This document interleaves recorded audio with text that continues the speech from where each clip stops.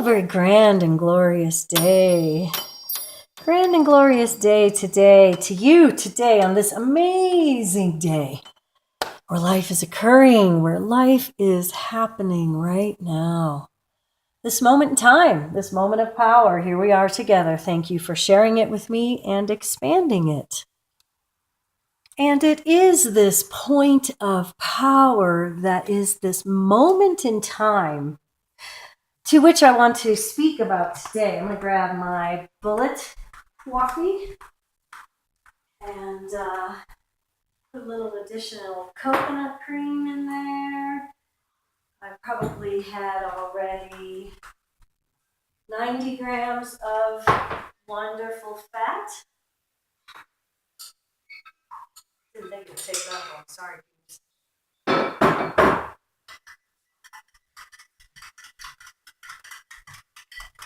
Some wonderful, exciting things are aligning for us at this moment in time. We're so very grateful and blessed. And let's just think about for you. Oh, do you see the little finch? Hello, little redheaded finch. Hi, Pete. And let's think about what you have been resonating with, vibrating with, expanding with.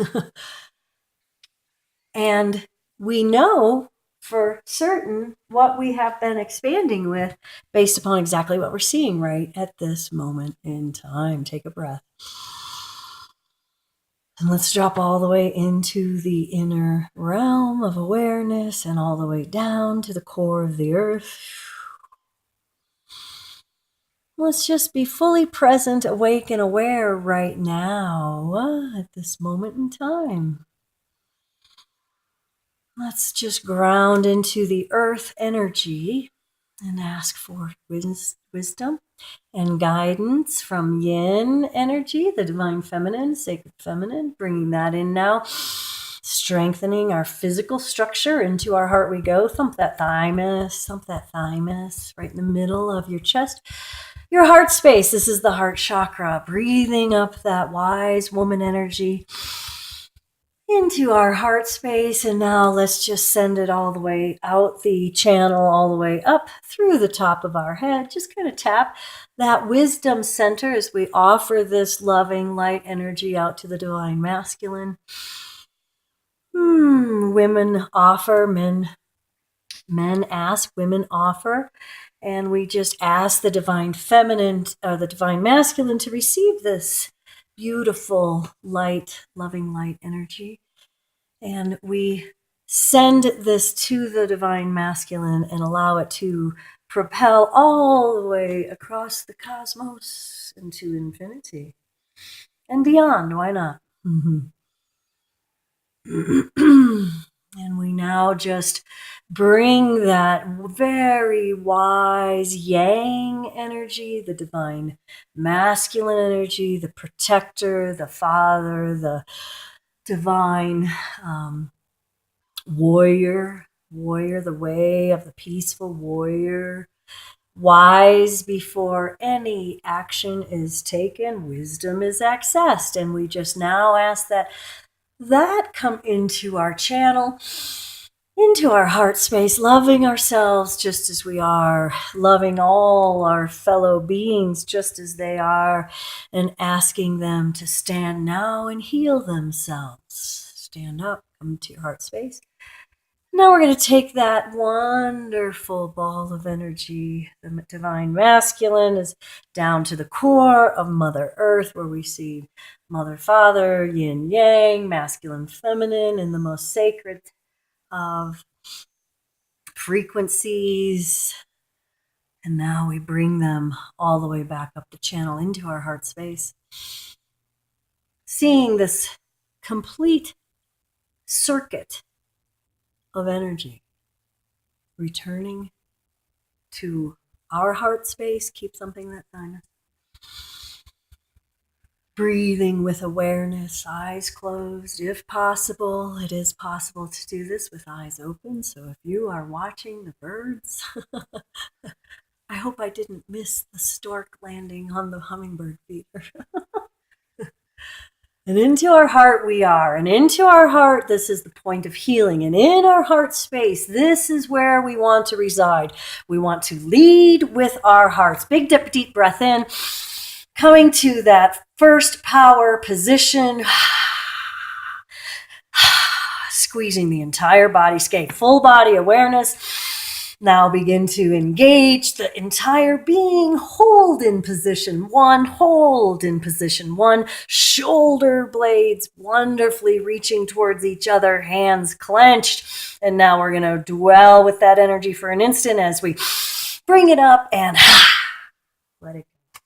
Just let it go. Be here now, energized.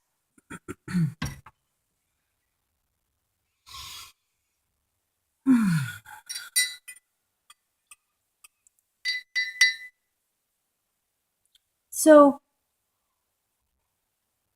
when we engage in that manner, as weird as that may seem, and remember, weird means supernatural. Weird means, we want to be weird. Well, I want to be weird. You get to choose. But weird in a wonderful way, which means that we are not bogged down by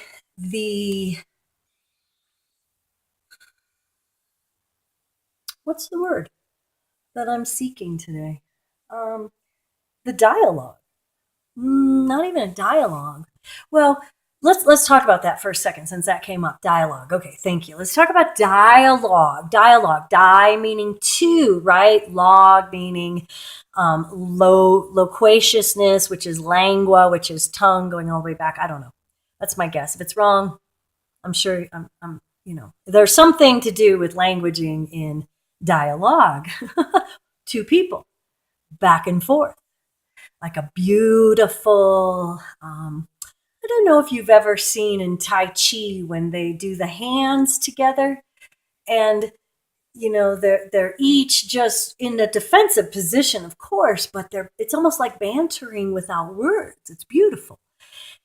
But the banter of words and my ability to dialogue is a challenge. That's why I create monologues. Single. That means that I am allowed to, or I am comfortable with longer, ideally eloquent, ideally wise or kind or light weaving diatribes.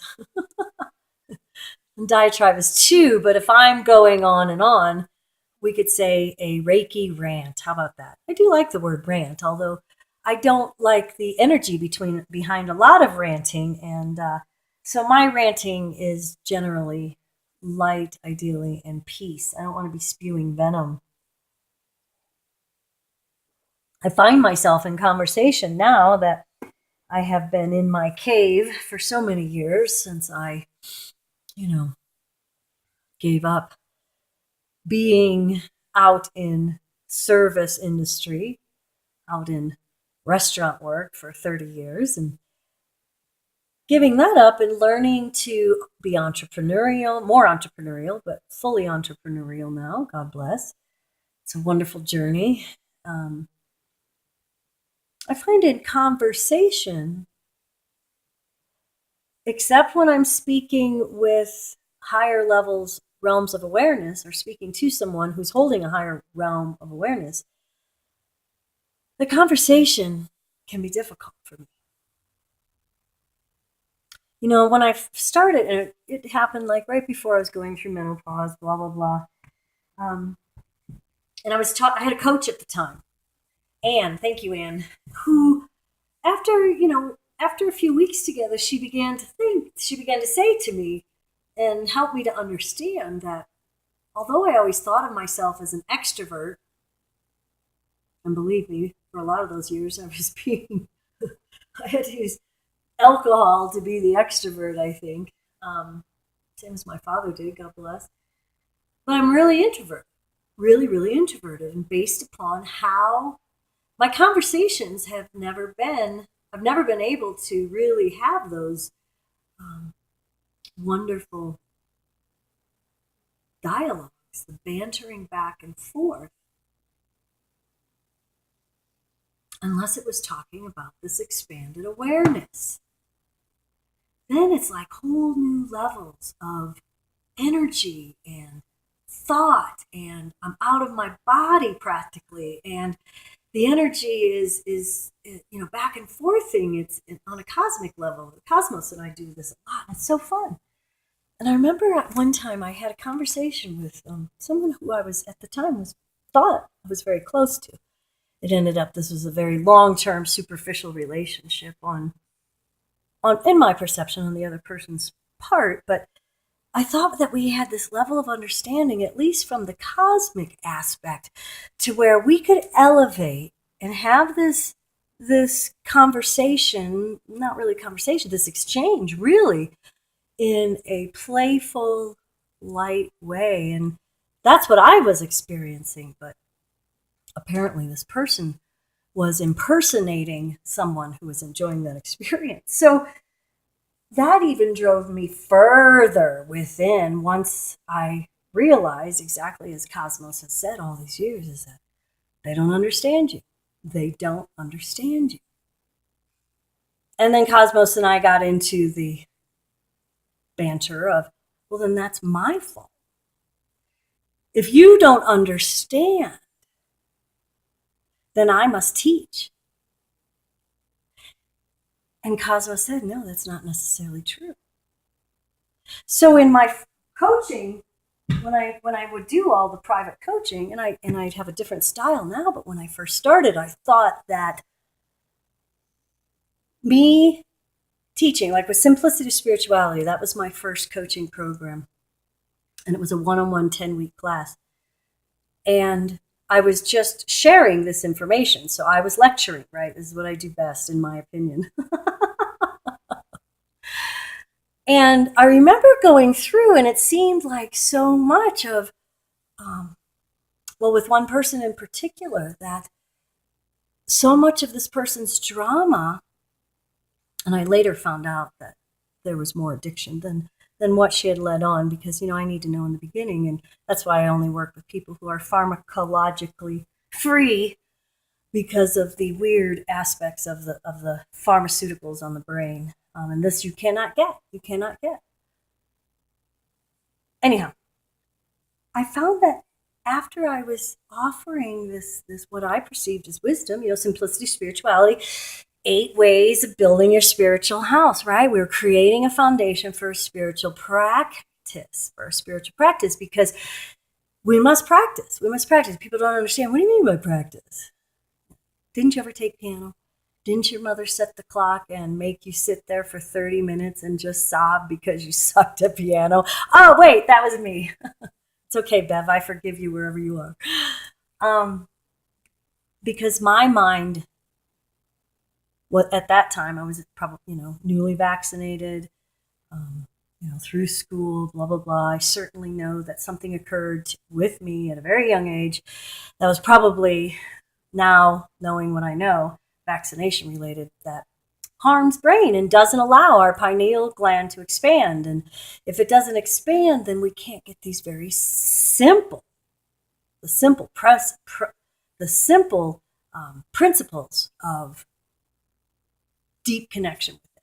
Everything becomes an exterior. We become hypnotized, and by idolizing all things sparkly, in my opinion, out there. Look at us looking at this beauty here and now. I think most of our geese are gone. I haven't seen the goslings. I see one today, but I don't see the goslings. I wonder where the other 6 are. I wonder if the young ones flew. We were hoping to see them. I do see a merganser and a mallard side by side. That might be a young goose. Anyhow, I digress in my diatribe, my monologue here. So in my early coaching days, because I thought that I could just give you this little package, that I could just put all simplicity, spirituality. I could spend 45 minutes a week with you on the phone for 10 weeks. And at the end of 10 weeks, because you had applied this information, you were beginning to have a better understanding of an unseen realm. And that didn't happen. God bless. So, of course, I take that as being, as my teaching skill. That's probably the majority of it. But I do remember when I was making the offer to go deeper with me. And I knew that this person had not, the drama level in this person's life was just too extreme. And although I enjoy, I was about 4 weeks in when I was like, you know what, I think I may have to bail on this. And I remember having a conversation with one of my coaches, and he said, well, if you feel like you need to bail, but if you can commit to this person, then do it. And I said at the end of the 10 weeks, and I was saying, if you'd like to go on, I'm not sure if you would want to go on, and I just want to leave you with these words that I hope will propel you, because the rant that was going on this person's side was not very, it was like, I guess you did not hear one word that I said over the last 10 weeks. And in Simplicity Spirituality, what do we say? We say, always return to breath. Always, always, always return to breath. First thing, breath, back to breath. Breath is our foundation. We want our foundation to be strong yet flexible, so we breathe with awareness.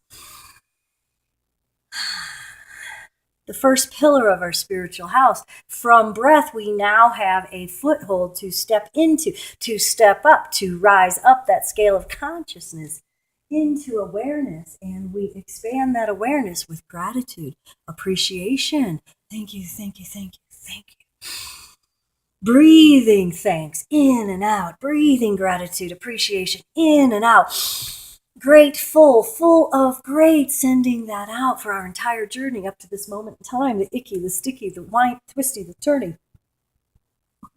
The times where we cried, the times where we lied, we cheated, we stole, we created hell on earth. We see now. That was our level of understanding, and we're so grateful for it because we're so wise now. And we move then, second pillar, into forgiveness. I love you. I'm sorry. Please forgive me. Thank you. To ourselves, for ourselves, 1,000 times a day. I love you. I'm sorry. Please forgive me. Thank you. I was an ass. I was mean. I was drunk. I cheated. I lied. I stole. Whatever it was. I love you. I'm sorry. Please forgive me. Thank you. Thank you. Thank you. That gratitude practice again. From that self-forgiveness, we say it to ourselves, for ourselves, so then we can look out and say, I love you, mother, father, sister, brother, boss, ex-wife, kid, whoever hurt me, whoever damaged me, whoever said I couldn't or shouldn't. I love you. I'm sorry. Please forgive me. Thank you. I forgot that I am powerful. I forgot that I am the light. And I too am able to receive and expand into something even greater than this moment in time, not being trapped in the past, not lamenting the past, not nervously anticipating the future. From here, from now, this moment in time. And from that point, we continue to build this spiritual house. And we recognize the sacred within, the sacred without, the sacred silence, that everyone is sacred. We see the interplay of the universal laws. We recognize our potency and part of this interplay. They call it entanglement. We've been talking about it for decades. But everybody had to wait to have it proven. But we know. What do you think of the law of attraction? Universal laws. God is law. But we have the ability to beautifully affect, shift through using a practice, a daily spiritual practice. Carolyn Miss says, never underestimate the power of prayer. That's why I'm a prayer practitioner. That's why I teach prayer. That's why I share prayer. That's why prayer is the weaving of the light upon the planet here and now.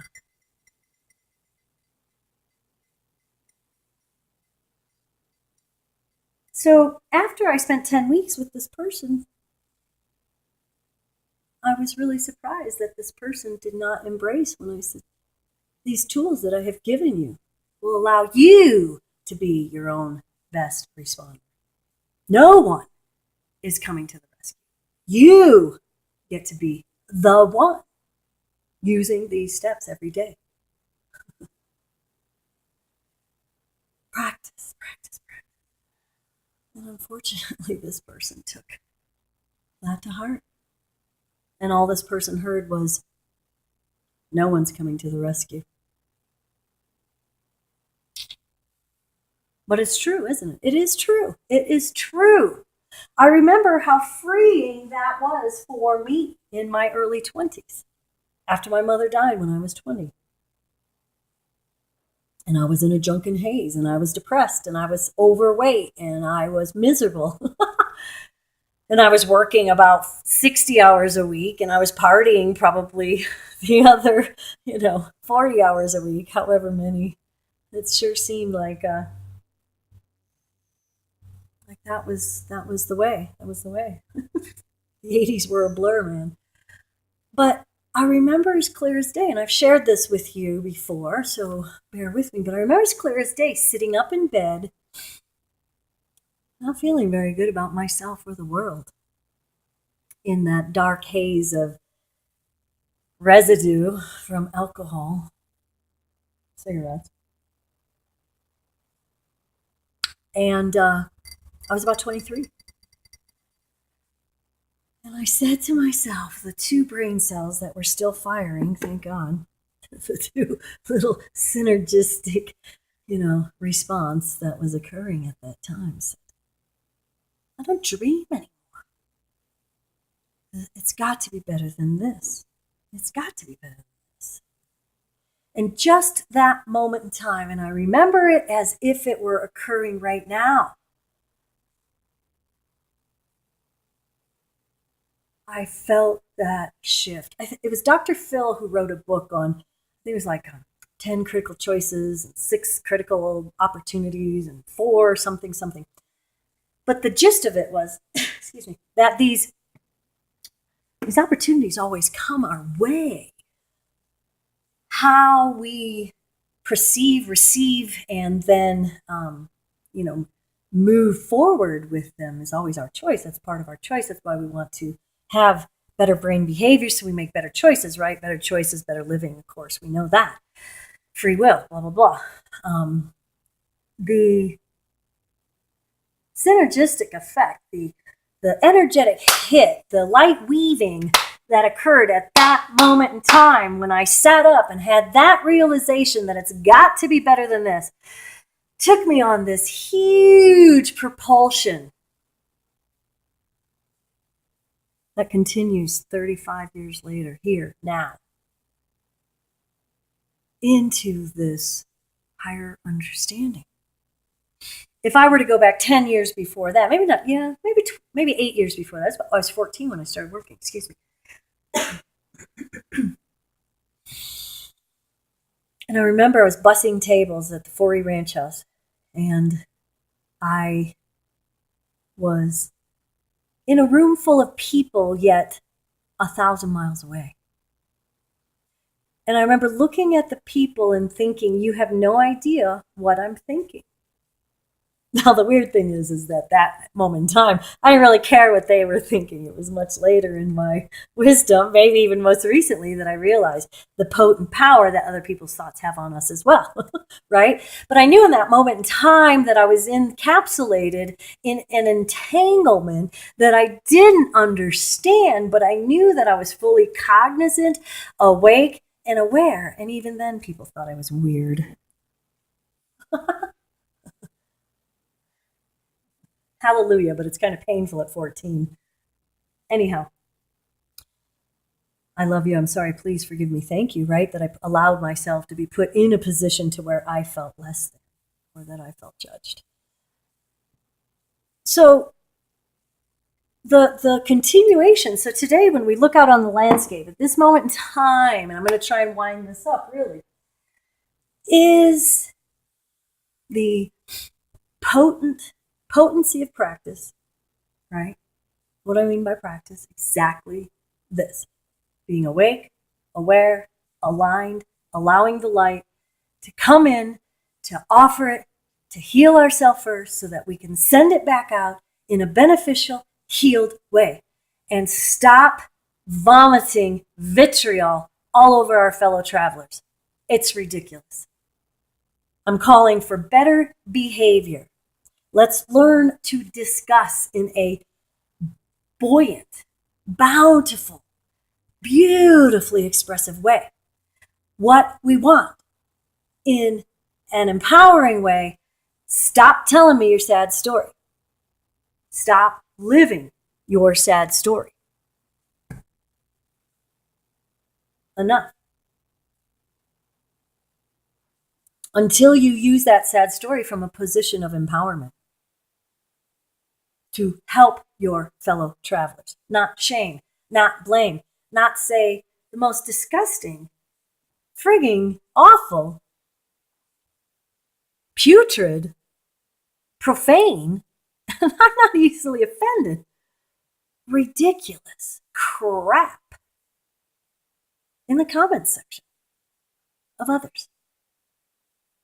Commenting is not conversation. You know, it's like, oh, I welcome your comments. I welcome your comments. No, forget about it. Take this, receive this, use this, or leave this. The choice is yours. The choice is yours. So let's just come back to this moment in time. Take a big deep breath in. Full body awareness, engage position 1. Squeeze the entire being. Squeeze, release, and let go of anything that no longer serves you. Run everything through your energetic channel, ending in the heart, and let's just send out a big giant heart wave for the benefit of all. I'm rooting for you. Namaste.